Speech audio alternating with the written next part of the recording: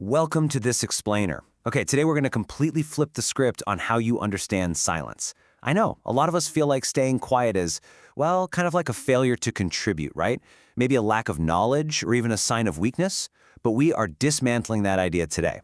We're going to look at some ancient wisdom to shift silence from this perceived weakness into your absolute greatest tool for self-control, presence, and just unshakable strength. Let's get right into it.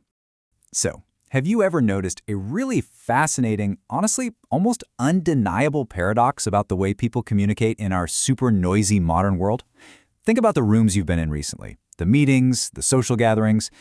It's almost a universal truth, isn't it? The people who talk the most often say the absolute least of substance. And on the flip side, the folks who say the least, they usually carry the most weight when they do finally speak. And this isn't just some modern workplace observation. It's literally a pattern found in every major wisdom tradition in human history, stretching from the ancient Roman empires all the way to the Zen monasteries of Japan and the deserts of ancient Egypt.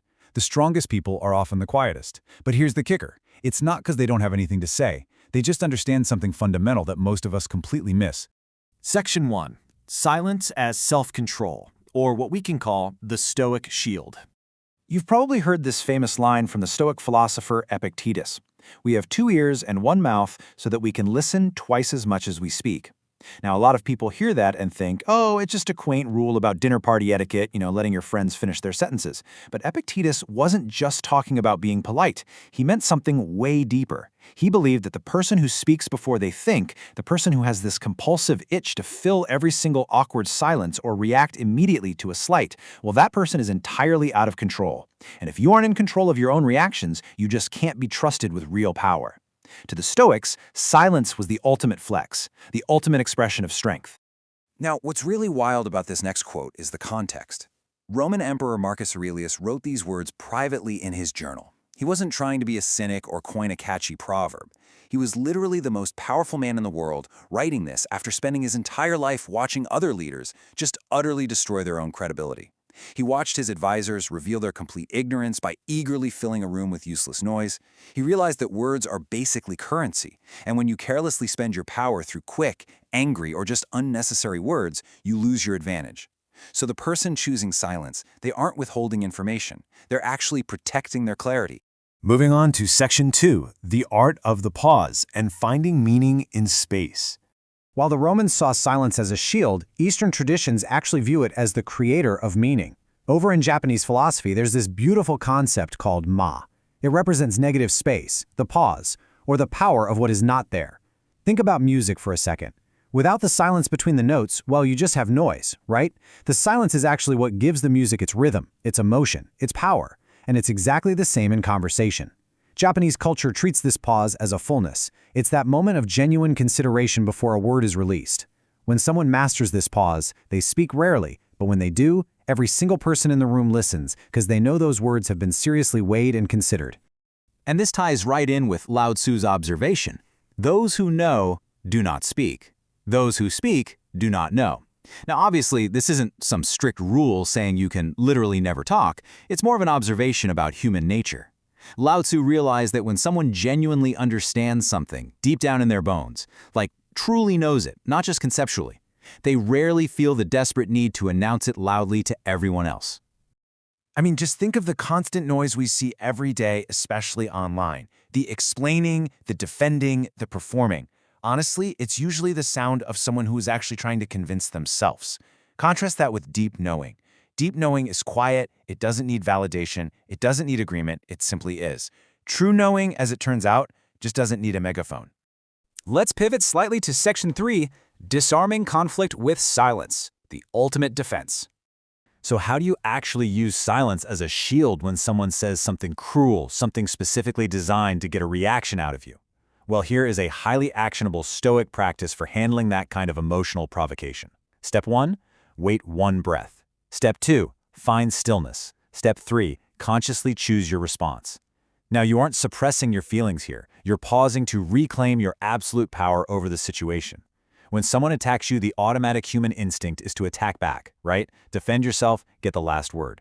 But when you do that, you're handing them exactly what they want, your agitation. Seneca actually nailed this. He said, "The greatest remedy for anger is delay. Just delay." In that tiny, silent gap, something magical happens. You reclaim yourself. And the person who tried to provoke you, they suddenly find that their weapon has absolutely no effect. They are basically punching into the void. And there's literally nothing in the world more frustrating and ultimately disarming to an attacker than someone who simply looks at them and doesn't react at all. Confucius used a really similar technique with his students. They were brilliant, eager, and always wanting to show off how much they knew. When they tried to dominate a conversation, Confucius would just quietly stare at them. He let the silence hang there before offering a simple truth like, "The man who moves a mountain begins by carrying away small stones." He used silence to teach them patience. He was showing them that your true character isn't revealed by all the brilliant things you say. Actually, scratch that. It's revealed by the provocations you completely ignore and the pointless arguments you have the absolute discipline to walk away from. Which brings us to Section 4, Facing the Quiet, the ultimate test. Up till now, we've talked about using silence with other people.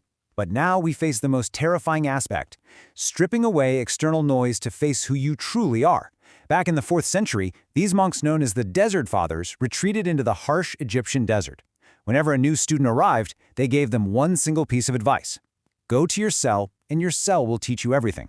And these cells, they were tiny stone rooms, zero conversation, zero stimulation, absolutely zero distractions, just a crushing silence. But in that terrifying quiet, they discovered what they were actually made of. Think about it. In pure silence, there's no performance to maintain for your peers, no impression to manage for your boss. There's no music, no explainer playing in the background, no endless doom scrolling to drown out the truths you don't want to hear. The Desert Fathers understood that people don't avoid silence because it's empty, they avoid it because it is completely full of all the things they haven't been willing to face. But sitting in that fullness, enduring it, that's really the only way to forge genuine, undeniable internal strength. Section 5. The ultimate form of self-possession. The space between. So the crucial point we are arriving at today is this. Strong people stay quiet because they have learned most words are unnecessary and most reactions are optional. That quiet person in the room, they aren't invisible. They're actually the center of gravity. And when they finally break their silence, everyone knows something real is about to be said. Before we wrap up this explainer, I really want you to honestly reflect on this. Think of the last time you spoke up, when deep down you knew you really should have been silent. Don't judge yourself for it. Just analyze it. What actually drove that impulse? Was it fear? Was it your ego needing to be seen as the smartest person in the room? Or was it just the sheer creeping discomfort of the silence itself? And finally, I'm going to leave you with this question to carry with you today. What would have happened in that moment if you had simply stayed quiet? Let that question linger. Because the answer to that is the very beginning of a new kind of strength. A strength that doesn't need to announce itself because it simply is. Thanks for joining me for this explainer, and I'll catch you next time.